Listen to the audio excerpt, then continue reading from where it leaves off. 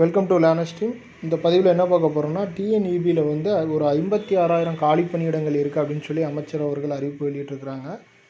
ஒரு செய்தி குறிப்பில் சொல்லியிருக்கிறாங்க. அது என்னென்ன பணியிடங்கள் அப்படின்றத தான் முழுமையாக பார்க்க போகிறோம். டிஎன்இபியில் வந்து பார்த்திங்கன்னா, அந்த அசிஸ்டன்ட் இன்ஜினியருக்கு அப்புறம் அசஸர் கிளரிக்கல் போஸ்ட்டுக்கான நோட்டிஃபிகேஷன் வந்து கடந்த 2020 வந்து வெளியிட்டிருந்தாங்க. அதுக்கான தேர்வு இன்னும் நடத்தப்படலை, அப்படியே தள்ளி போய்கிட்டே இருக்குது சில நிர்வாக காரணங்களால். அந்த தேர்வு எப்பொழுது அப்படின்றது கூட நிறைய பேர் வந்து ஒரு டவுட்லேயே இருக்கிறீங்க.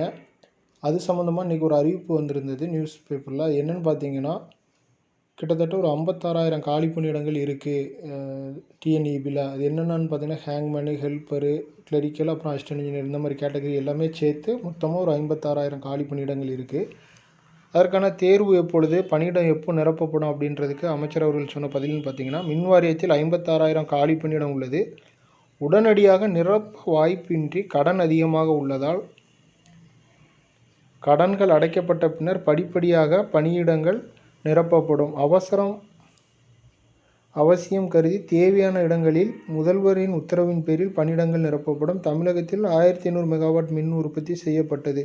அதாவது 56,000 பணியிடத்தையும் முழுமையாக இப்பொழுது நிரப்புறதுக்கு வாய்ப்பு இல்லைன்னா கூட எந்தெந்த பணியிடங்கள் மிகவும் அவசியமோ அதை முதல்வரோட அனுமதி உத்தரவு பெற்று விரைவில் நிரப்புவதற்கான வழிவகை செய்யப்படும் அப்படின்னு தான் சொல்லியிருக்கிறாங்க.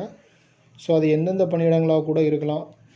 நீங்கள் தேர்வுக்கு ப்ரிப்பேர் ஆகிறவங்க தொடர்ந்து முயற்சி பண்ணி தயாராகிட்டே இருங்க. ஏன்னா அசஸர் போஸ்டிங்கு அல்லது கிளரிக்கல் அல்லது அசிஸ்டன்ட் இன்ஜினியர் அந்த மாதிரி ஃபீல்டில் ரொம்ப தேவையான பணியிடங்களை மட்டும் விரைவில் நிரப்புறதுக்கான ஆவணம் செய்யப்படும்னு சொல்லியிருக்கிறாங்க.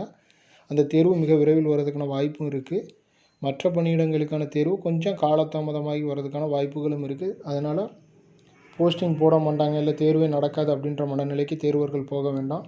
அவங்க சொல்லியிருக்கிறது இப்பொழுதைக்கு கொஞ்சம் சாத்தியம் கம்மியாக இருக்குது. ஆனால் பிற்காலத்தில் கண்டிப்பாக நிரப்பப்படும் காலி பணியிடம் அனைத்தும் அப்படின்ற மாதிரி தான் அறிவிப்பு அதில் நம்ம புரிஞ்சுக்கிட வேண்டிய ஒரு விஷயமா இருக்குது. ஸோ தேர்வுக்கு தொடர்ந்து முயற்சி பண்ணுங்கள். தேர்வு எளிமையாக எழுதி வெற்றி பெறதுக்கு லேர்னர்ஸ் டீம் சார்பாக வாழ்த்துக்கள். தேங்க்ஸ் ஃபார் வாட்சிங்.